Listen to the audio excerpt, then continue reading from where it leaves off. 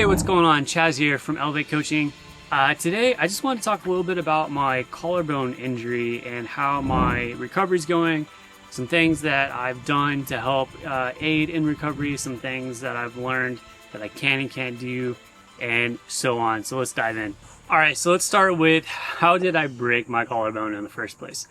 I was on a training ride. It was raining. It was wet. Anyways, there's this groove in the road, and my front tire, at the last second I saw it, my front tire caught it and just took me out like this, and I went down and just smacked just shoulder first onto like the pavement, basically like here, the side of my body. Oh, and instantly I realized that something right here was not right. So that's when I figured out I should probably go to the hospital. Long story short, boom, broken clavicle right here. Actually, 2 breaks. So 1 little piece in the middle, then 2. Yeah. Anyways, doctor sent me home, said you're fine, it'll heal on its own. Yeah, I didn't like that. I got in probably 8 days later to someone else, and they said, yeah, you're a good candidate for surgery. Got in for surgery. At this point, I'm 2 weeks already with just a busted shoulder. Get the surgery done. Instantly, I can move my arm again. So right now, I'm about 9 days post-surgery. I still have a lot of the bandage is still on, comes off tomorrow. But as you can see, I can actually, it still hurts quite a bit, but I can start to kind of move my shoulder as the inflammation goes away. It feels very, very stable, rigid. I rode the bike the other day for about an hour. Felt good. I was able to actually mount it. Anyways, let's dive into some things that I've learned that have helped and that I'm doing to help speed up this recovery. First thing that I've learned is it's okay to eat a little bit more. Your body is majorly healing, so you need to make sure that you continue to provide it with good nutrients, protein, and so on. So I've actually upped my protein intake a little bit. Usually I do anywhere from like 100 to 120 grams a day of protein.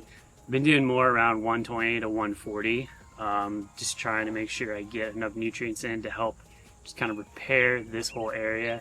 The other thing I've done is started calcium supplements. There's Thorne Nutrition. I love Thorne Nutrition. They're a good, healthy company that's also Safe Sport certified and all those different things, which is important. So I got their bone health or bone support blend or whatever. I take that 2 to 3 times a day just to help provide more calcium, vitamins, minerals, nutrients, whatever it needs in order to repair the soft tissue and also repair the bone. The other thing I'm doing is I'm doing collagen into some of my protein shakes, just again to provide more nutrients there. The other thing I'm doing is eating lots of vegetables, eating lots of beans, vegetables, doing, some lean meats, things like that, to also get just the natural vitamins and minerals to help healing. Outside of that, I've been really trying to stay off of the pain medication. It's kind of hard sometimes, but I don't want to like destroy my gut with all that stuff, but you also need it to help heal, because if you're in pain, you can actually hinder the healing. So I was doing like the harder stuff, like Oxy the first couple of days, but once I could manage the pain, which is Advil and Tylenol, I went to that. And now being day 9 post-surgery, I'm actually, so far, I've done maybe Tylenol like half dose every 6 hours. Actually, this is the first day I've gone more than 6 hours without Tylenol. So I actually have nothing, or Advil, I actually have nothing in my system right now. The other thing I've learned is you just got to take it day by day. I really wanted to get on the bike and start riding immediately, and I tried to, and it was tough. Post-surgery, I wanted to get on the bike as soon as possible and start riding, but man, I was in so much pain. They put plate in 7 or 8 screws in, so it was quite, that's a lot going on in that area. So I was pretty dang sore. I ended up not riding the first couple days. I think day 5, I gave it a try for 30 minutes. It actually was good, but because of this bandage, I don't really want to build up any sweat because there's nowhere for this bandage to let it go out. This is a permanent bandage for like the first 10 days. So it's almost like Tegaderm in a way. So I don't need that filling up with sweat. So I only rode 30 minutes chill. Yesterday I did try an hour ride. Well, my goal is to ride 30 minutes.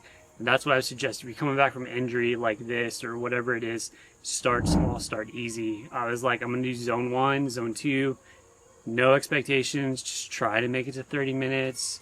I did that. I felt good, so I wanted to keep riding a bit more. Made it to 45 minutes. Felt good. Went to an hour, and I was like, okay, an hour is good.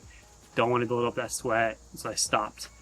I was a little bit sore afterwards, but overall it is bouncing back and it's coming back. So that's something I would encourage, is like, make sure if you're dealing with a collarbone thing or you're dealing with any kind of injury, figure out what supplements you can take to help aid your body in recovery. The second thing is to really focus on the nutrition. There's so many good things in nutrition that I think we overlook. Like, if you start eating processed food or sugary things like ice cream, things like that, that's actually going to lead to inflammation and can make the recovery process worse. So just getting the nutrition dialed in. And then the third thing I would say is just take it one day at a time. I mean, right now it's 3 weeks pretty much of being off the bike. I've ridden 5, maybe 6 times, anywhere from 30 minutes to an hour, which is not much at all over the last 3 weeks. My threshold has definitely dropped. It was at 340. I'm going to conservatively say that it's at 315 watts now. But I really don't care. I just want to get back on the bike and just ease into it. So tomorrow I get my bandage off, and then I'm going to start getting back into the rhythm of just riding like an hour, zone 2, see how it goes, and start progressing and building a block. So that's kind of my tips and just kind of an update on what's going on with my collarbone.